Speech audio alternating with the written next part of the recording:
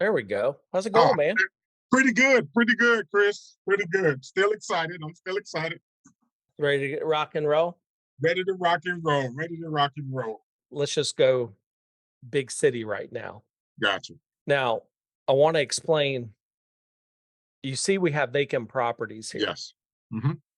but I need to explain this because a lot of people don't understand what this means. So, there's only one company on the planet that deems a property vacant. It's the post office. So, the post office says that they try to deliver mail to a property for 90 days, up to 90 days, and nobody's picking up the mail. So, they deem the property vacant Hmm. and they're not going to deliver mail there. They're going to return it all. Hmm. Now, Hmm. you could drive that same neighborhood and visually see a vacant property, but it hasn't fallen within that 90-day window from the post office that says it's vacant. That's what I've been running into. Yeah. Because a lot of people don't understand that the tax assessor doesn't communicate with the post office doesn't communicate with the tax assessor, and a lot of times the owners of the property don't even tell the tax assessor they moved, and they don't put in a change of address. And Mm. that's why it's so important. If you just pulled vacant properties, a lot of times the tax assessor is going to say that the owner lives there still, but the post office is telling us that we're not delivering mail there. That is huge. Now, if I said, okay, give me the absentee plus vacant, you're Hmm. going to see that number drop down a lot. Gotcha. And what that means is an absentee owner, the tax office is saying that there is a different bill address. Okay. So we know that if we do send mail, we still need to clean the list, but if we do Hmm. send mail there, it's going to a different address that the owner has supplied the tax office with.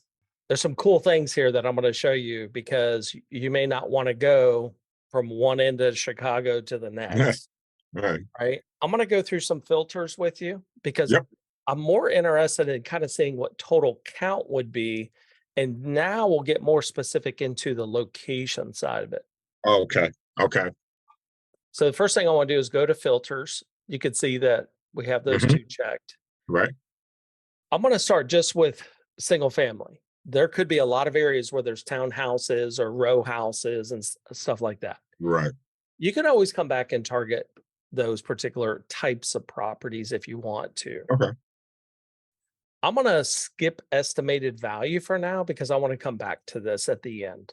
I'm going to go to potential equity. For the minimum, generally, when we're wholesaling, we need to have some type of discount. If you see a house, Yep. I want you to always ask yourself these questions. Could I pay cash for this house at a discount? Meaning that we're going to pay the seller in one lump sum. If you can, then I can wholesale it or rehab it.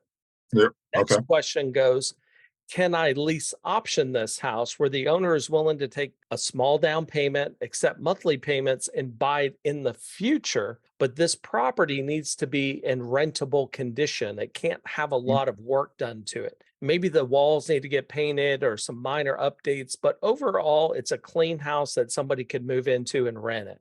Then the last question I want you to ask, could I sell or finance it? Could I get the owner Mm. to take payments on this house where I'm going to own it, take care of all the maintenance costs, repairs, taxes, insurance, and just send them a check each month, which they would make interest on. And I'm thinking these things as I look at a property, Okay. not necessarily right here, but when we get to equity, it answers the first question. Can I pay cash at a discount? Because who would pay cash at full price? No investor would invest in something that they can't get a return on. I like to start with a minimum 50%. Could you Okay. go 60%? So, what I'm saying here is the properties must have at minimum 50% in equity. You'll find a lot of these properties are have 100% in equity, meaning there's no Yep. debt on the property. Next, I want to exclude any home Elot. equity lines of credit, and I want to exclude any reverse mortgages, which Hmm. let me see, you don't have any. This isn't really a popular thing in Illinois, Right. and it's really not that popular anymore, but they're still out there. So now we get to bedrooms, baths, square footage, and all this stuff. I'm not really that picky when it comes to that. And the reason is like I said before, if we can get the numbers to work, let's say on a 2-bedroom, 1 bath, the numbers work. I'm going to make money from it because the numbers worked. Are there more investors that would prefer a 3-2? Sure. But if the numbers work, the numbers work. I like to keep this kind of open.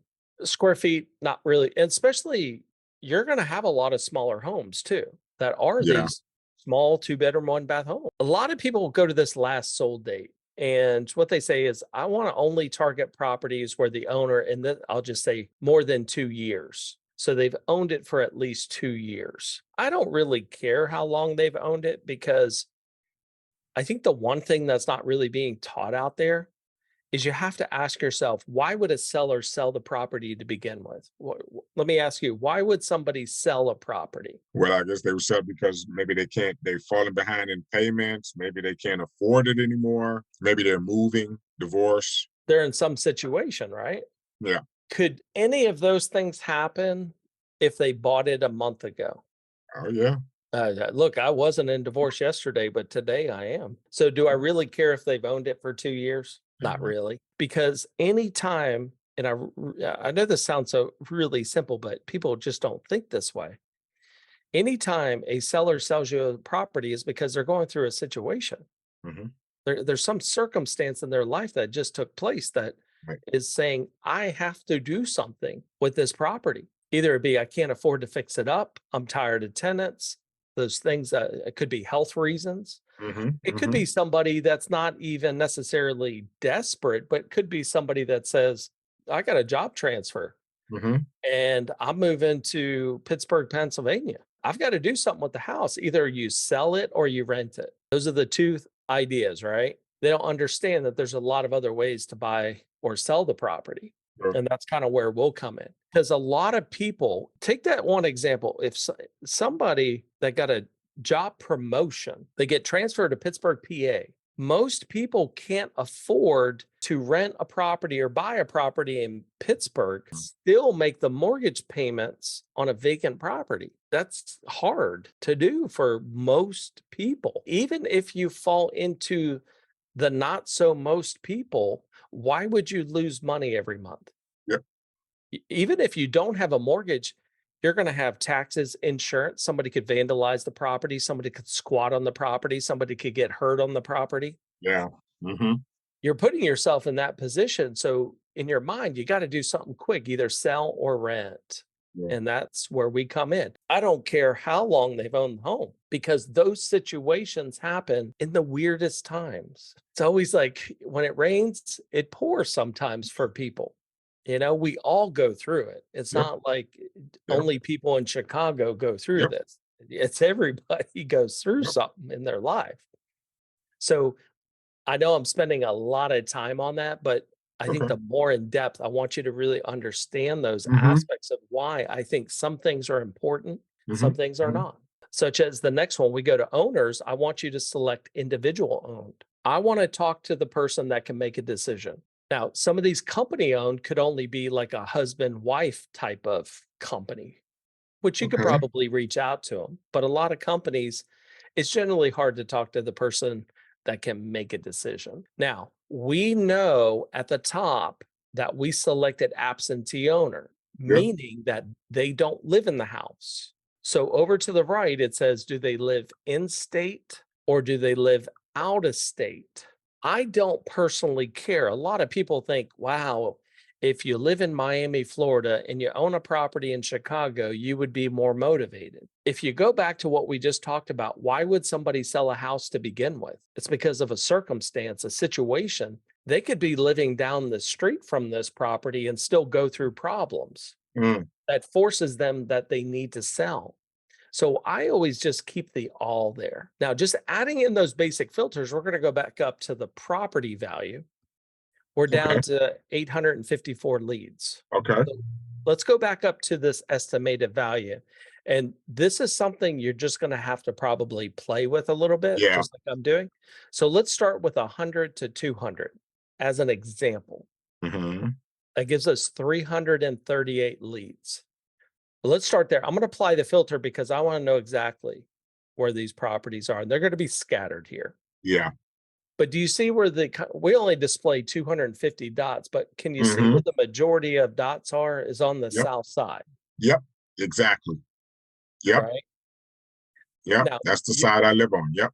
you're going to find some stuff, up there, but at the end of the day, this is where it is. Yes. When you are at that price point, those are going to be the neighborhoods. Now, I could go back in the filter and say, well, let me adjust that. Let's actually do 200 to 300. Hmm. We're going to apply those filters. You see how some of those Yep. dots started moving north a little bit? Moving north. Yep. Hmm. And I Hmm. know it's kind of an overall, you know, picture here from the moon, but it gives you a general concept or Absolutely. idea. This price point, the majority of these homes are on the south side. Of course, you know this already, Hmm. Hmm. right? But this is how, if I were to move into the area and say, hey, I'm going to invest here, I have to go through this. Now, I want to show you some things on this map. You can see we basically drew a boundary line around Chicago. Hmm. Right. And these are the boundary lines that they have set. Now, if I'm going to stay, let's just say we're going to stay more focused on the south side for a second. Okay. You see this where it says search by map right here? I'm going to check Yes. it. Um. What that's going to do is actually keep the filters that we've already set, but go outside of the Chicago boundary line that we Ah. predetermined. So as I move the map, it's going to repopulate. Now, why would we do that? Well, all these properties fit the criteria that we're looking for. Now, of course, I don't know these specific areas. Right. You would know them, Right. but now what I could do is say, I could take my draw tool and say, I want, and this is just kind of ugly looking, Hmm. I just want those properties. And then Gotcha. I could go do it again and say, I want these over here too. And you can do that up to 8 times. Huh. So I don't That's have to be interesting. bound by just the boundary line. It's more of a starting point for Okay. us to understand what you're looking for first. Give me a general area, a zip Okay. code, a city, a county, something. And then we can start to fine tune it. So what I'm going to do is I'm going to X those off. So all these properties right here fit the criteria. So that's where you could use the draw tool to really fine tune exactly what you're looking for. Gotcha. Think about this is really great for people Yeah. that if I were to go in and let's just zoom in for a second to where some of these dots are. Okay. I'm going to get all the way to even really close. I could see that there's one dot there. Yep. There's two dots there. I could literally take the draw tool and I could take blocks. You know what I mean? Although I see the Hmm. two there, I wouldn't necessarily, but I like this block versus maybe the block across the street is no, no, no, don't go over there. But this side of the street, it's really good. I want to just target those. Hmm. So you can really kind of fine tune this. This is also good for investors that are looking for not just specific areas, but we can even narrow this down to the type of neighborhoods that are here. Hmm. But one thing I want to show you, a lot of investors that are not landlords generally invest. I'm going to go to the schools and draw the high school boundary lines. Now, Hmm. generally, as we all know, where the lower priced homes are, the school districts are just not as good. We Right. already know Yep. this. This is Mhm. everywhere in the US pretty much, right? So some investors are going to go, "Oh, I don't invest there because generally the people that I sell to, the first thing that the parents want is for their child to go to a decent school system." Yep. So as I scroll down, you see all the school ratings on here? Yep. Hmm. An investor, not to say you're going to do this, but an investor could come up and say, North Grand High School District. I could click this North Grand and just only pick the properties that fit within just the school boundary. That Hmm. is what we used in our filters here. So it's another way to really kind of fine tune what you're looking for. Wow. For Hmm. you, it won't matter. We Right. can target any one of these properties. We're going to wholesale these properties, and Right. there's going to be investors that invest in all areas of Chicago. Right. Right. So I'm not real worried about it for you, but I wanted to show you. Now, the question here is, okay, now we need to start pulling this list and putting a campaign together. Now, you said Right. you've already done one, right? Yeah, I've done a couple of campaigns. I have a couple of them on the system, Okay, so and I've already sent one out though. One I've sent out already okay. recently. So obviously you're gonna select all these, you go to the action, move them to a campaign. You know how to do that. Uh huh. Yep. Perfect. So the whole point of this is I want you to go back in now that Okay. I'm showing you this, and you may want to do search by map because Okay. I don't know if we just want to be bound Right. Right. inside the lines. Like you could pull any one of these properties up. Yep. You see, 255. Um, Right. I don't know these areas like you would, but you're Right. gonna use the draw tool and just Okay. put as many as you can that you can market to, Okay. right? Okay. Because here's the thing, a lot of people go, "Yeah, but if I send how many postcards do I gotta send to get a response?" And I'm like, "We first have to understand that real estate's about timing. Mm. In timing, you could send 1,000 postcards to 1,000 sellers that don't have a problem. They Right. don't want to sell, but we're not going to know that.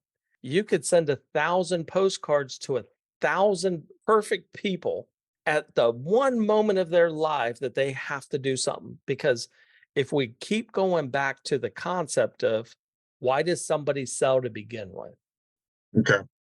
So I really don't use statistics. I always say you need to get it out as much as get as many as you possibly can out. And hopefully we're going to run into that timing of that one person or 10 that needs to do something with the property based on a situation they're going through or a circumstance that they're Mhm. going through. Does that help a little bit? Oh, absolutely. Now I can really go in and pull some areas that I'm actually seeing on the map. I wasn't using the map like that. I was just using just zip codes, so I'm just kind of blind. But I feel like I'm less blind this way, you know. That's why, when I go through building a campaign, there's a little bit more to it than just, do this and do that, use the Right. filters. No, you actually have a lot more capability here than now. I could add in a different area. If I Yep. go back up in the search box and let me undo the search by map. I'm Okay. going to just stick to Chicago because I want to Yep. show you one more thing. Naperville. Yep. Let's say that I want to pick another location on top of this that still, keep in mind, still has the same filters. Mm, Right now, either Naperville has more expensive properties right. that I'm looking for, They right? do. Or Yep. it's under the number. So when you can put in multiple areas here, but the problem is that the neighborhood prices are going to change. Yep. Yep. So I always look at when you go to a new area, just kind of, I think you need to create a separate campaign for it. Yeah, that's what I was thinking. Yeah. So, and then we'll go back to just Chicago here. Yeah, and you could show values, you could go into equity dollars, you could do all that, but I've already kind of preset those numbers in our filter, so I already Hmm. know. That kind of opened my eyes more. So I'm definitely going to put together a campaign this weekend for that and send it out Yeah, early next week. I'm gonna do it exactly the way you said, and I'm gonna work with these outer areas as I well would. because I'm very familiar. I'm very familiar with those areas as well. Yeah, I totally would.